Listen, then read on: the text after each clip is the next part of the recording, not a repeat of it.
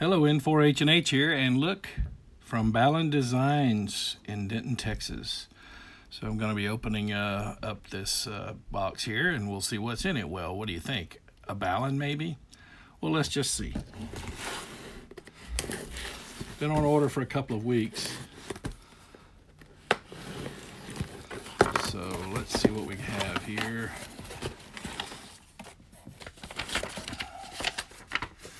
Model 1171, and I ordered the 1171T, which means that it's going to have terminals on top.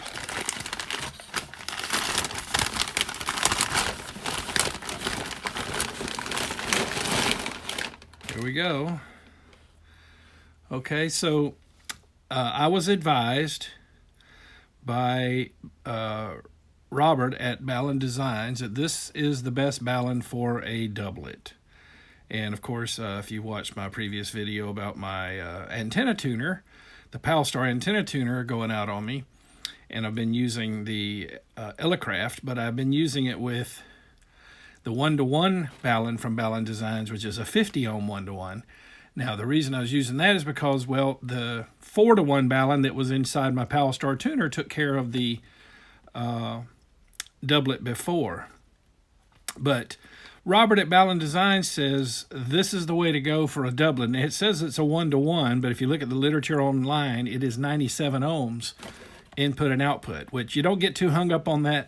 And there are those who say, well, if you're using 450 ohm window line, then you want a 9-to-1 or things like that. No, because you have complex reactances when you're dealing with a ladder line, like even a 450 ohm or other ladder line, connected to what would ordinarily be a 160 meter dipole. That's what it's cut for.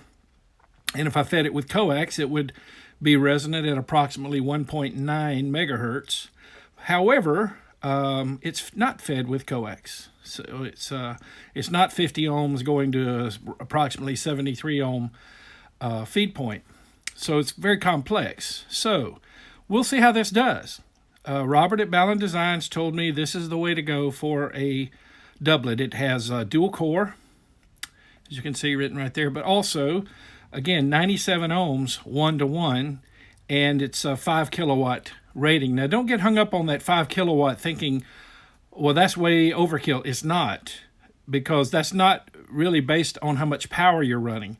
It's the choking ability of this BalUn to choke common mode current, keep it out of your shack. So you want that number to be as high as you can get.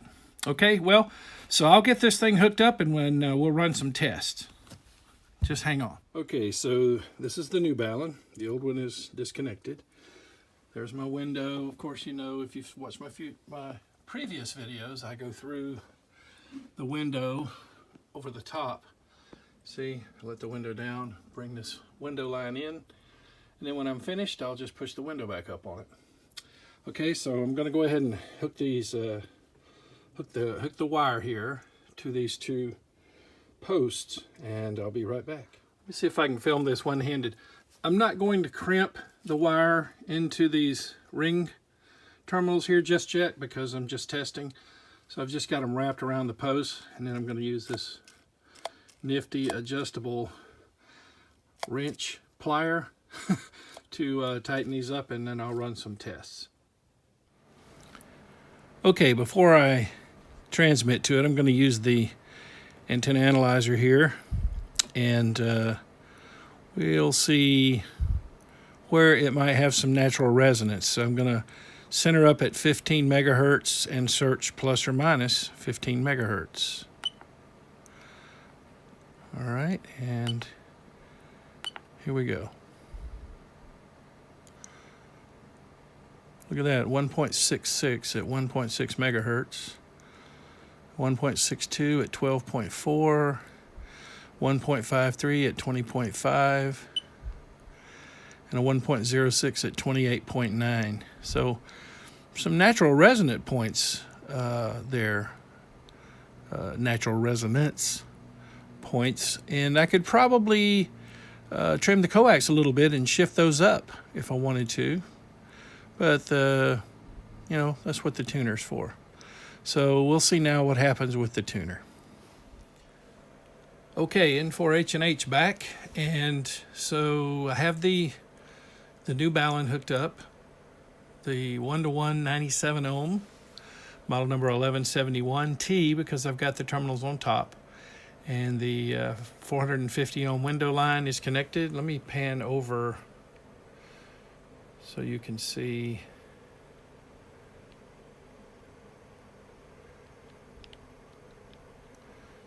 So there it is, sitting atop the curtain there. You can look out the window and see the window line. See it? So I'll tidy that up after I run these tests. Let's get back over here to the Elecraft KPA 1500. So I'm using the ATU that is built into it. ATU, antenna tuner. Everybody calls it that, but really, remember, we're not really tuning the antenna. It's really acting more like a transformer. We're matching the 50 ohm impedance that the transceiver wants to see to whatever the impedance is coming from the antenna. And the combination of the resonance point, we'll say, since I cut this antenna as if it were going to be a coax fed 160 meter dipole at 1.9 megahertz, it theoretically has about a 73 ohm impedance at the feed point, but I'm feeding it with 450 ohm window line. And then that's going to come into this 1-to-1 BalUn, which in this case, the new one is 97 ohms input and output. Again, I was recommended to use this by BalUn Designs for a doublet, and it has a 5 kilowatt choking capacity. So all right, we'll see what happens. I'm going to start out at 160 meters, which is what, you would think the antenna's for. But that doesn't always mean you got, like I said, you got complex reactance here going on various different frequencies. All right, so I'm on antenna port 2, which is going out to that BalUn. Antenna tuner is engaged. I'm going to disable it a second, bypass it, and let's just see what we get. Down at, I'm going to go down to the lower end, 1801. Just give it a quick key here. Ooh, it's off the chart. Okay, so long press ATU, and well, that's better. See? Oh, you can't see. Let me move that over. All right. So this is what it is without the tuner. Okay, so long press. All right, let's let it touch. I'm going to tap this. You'll see it flashes. 1.0. All right, so it found a match that quick. All right, let's try 1.9. Not too good.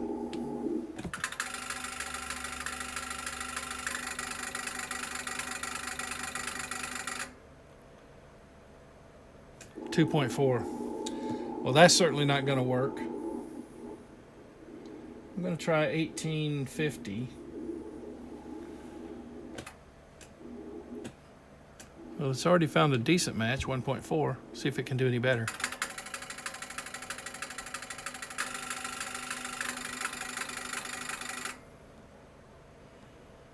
Okay, so 1.4 it is.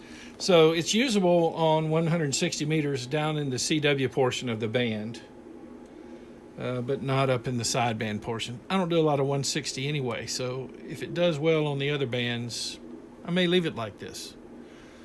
Kind of comical if you think of it. My 160 meter, what would have been a 160 meter dipole, if I'd have fed it with coax, works better. Maybe works better on other bands. Well, let's see. So I'm going to go now to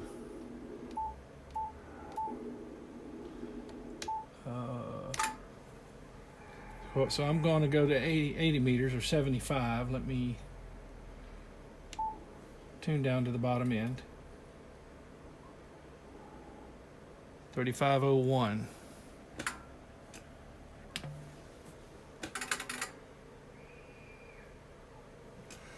.0.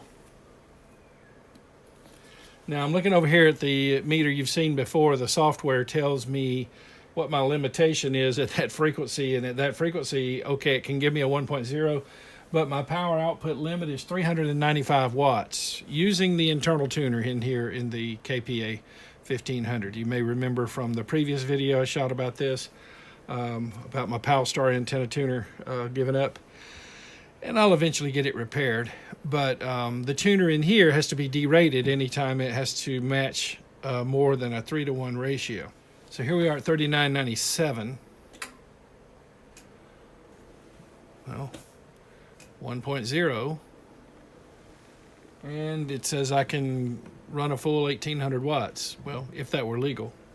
So I'll take that. Let me, then for grins, I'm going to go to the center of the band, 3750, and I can run 845 watts there. You know, that's plenty. I mean, 500-600 is plenty. So let's see, I'll try 7 megahertz. Now, normally on 40 meters, my ZS6 BKW rules, but we'll just see what this one can do.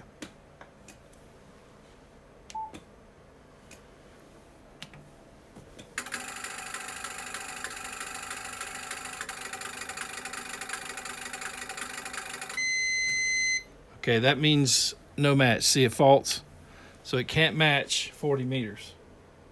That's okay, because my ZS6 BKW will beat the doublet on 40 meters every time. So let's see here.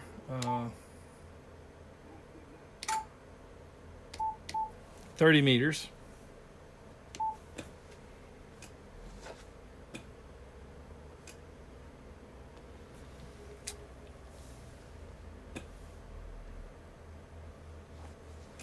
.22 watts of tune power and 1.0.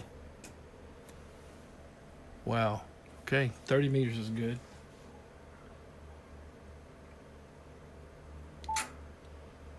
.20 meters, so down here on the low end, I'm going to go to the CW portion, 14001.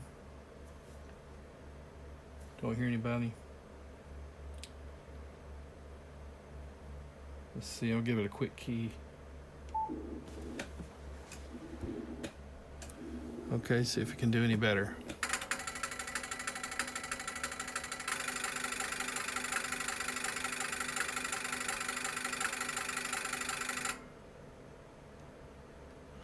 .5 to 1. All right, that's the CW portion.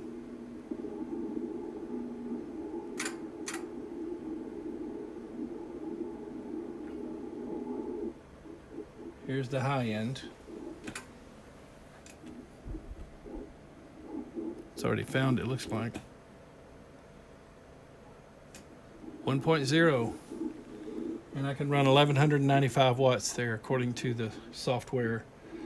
I'm not panning over to the software because you've seen it in previous videos, but you know, the free download from Elecraft, so you can actually control the entire amplifier from your computer screen. All right, well, that's good. I usually use the ZS6 on this band, but let's see what happens here.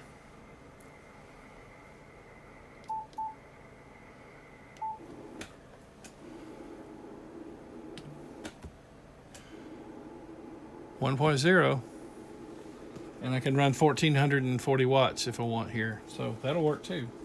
So we'll have two options here on 17 meters. Okay, let's see about 15 meters. A 1.1 to 1, I can run 910 watts. Well, that'll work. That's on the high end of the band. Let's see. Let me try the low end down here in the CW portion.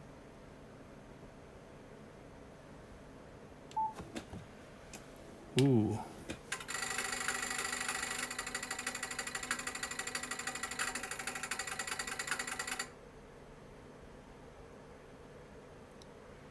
.0 to 1. I can run 1620 watts, so that'll work for 15 meters. And this antenna, Well, you know, it competes with the ZS6 on this band. The ZS6 BKW sometimes wins and sometimes the Doublet wins, so that's good. That'll be nice to know that I can do that. 12 meters. Looks like it's good on 12 meters. Add up to 1800 watts. See, it didn't even have to tune, it was good. So, some of it is relying on previous memories. So, all right, 10 meters. CW portion. Okay. 1.6. This is at 28001. 1.0. 845 watts. Okay, so let's try 28403 in 4H&H testing. It's a little risky to do that, but you saw that it's not great. Let's see if it can do better.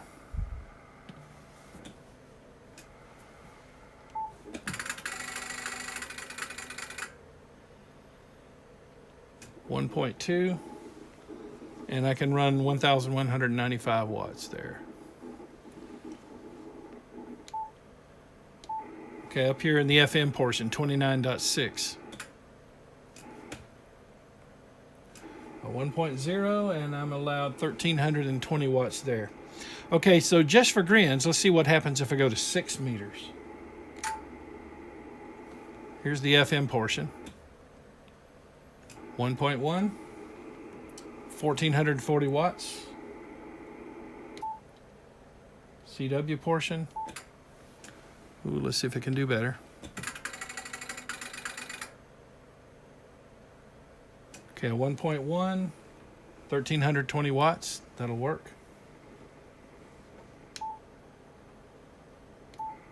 Sideband portion. Not bad.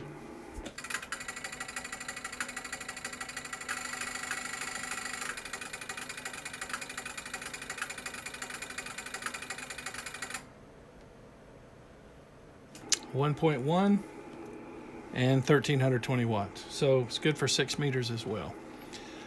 So the only band that I really can't reliably use it on, I can use it on the CW portion, you know, is 160 meters. But it's good on all the other bands except 40 meters, you remember, but I don't care because I use the ZS6 BKW for 40. I didn't try 60 because, again, the ZS6 BKW usually does very well for me on 60 meters. You know, I don't think I'll even worry about that. All right, well, hey, thanks for joining me for this little experiment. I still may order a 4-to-1 BalUn because that was what was in the Palstar tuner, and I was able to skip all around with this antenna. Now, granted, the Palstar tuner was a wide range tuner. Not that the one built into this amplifier is not bad, but the Palstar tuner is dedicated, you know, to tuning, and so it's wide range. And it is able to provide if it's able to provide a match, you can run a full legal limit, where this one is derating if it's having to match anything more than a 3-to-1. But like I said, in most places I can run, you know, usually it was comfortable with up to about 800 watts anywhere, except part of 80 and 160. So I think I'll run it this way for a while and just see how I like it. So, hey, I want to thank my Patreon supporters for helping me keep this channel going. Couldn't do it without you. Couldn't justify the time. And again, you know, thank you for those of you who watch the videos and like the videos. Liking the videos helps the channel as well. So that really does help, and I do appreciate that. Only about 10% of you click the like button. I wish it was better than that, but hey, I'll take 10% is better than nothing. If you really do appreciate this type of content, though, you know, please click the like and help us out with YouTube's algorithm, their search algorithm. And, of course, also consider subscribing to the channel. that helps as well. And if you do subscribe, be sure and click that notification bell so you won't miss another video. You'll be notified when I upload the next video, which is usually 1 to 2 a week. Okay, hey, thanks for watching, and 73 from N4H&H.